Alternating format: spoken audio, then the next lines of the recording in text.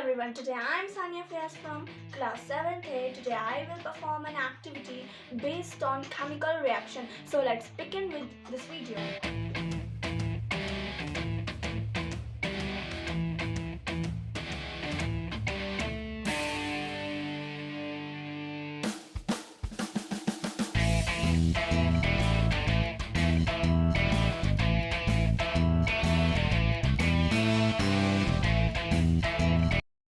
Here is a catch.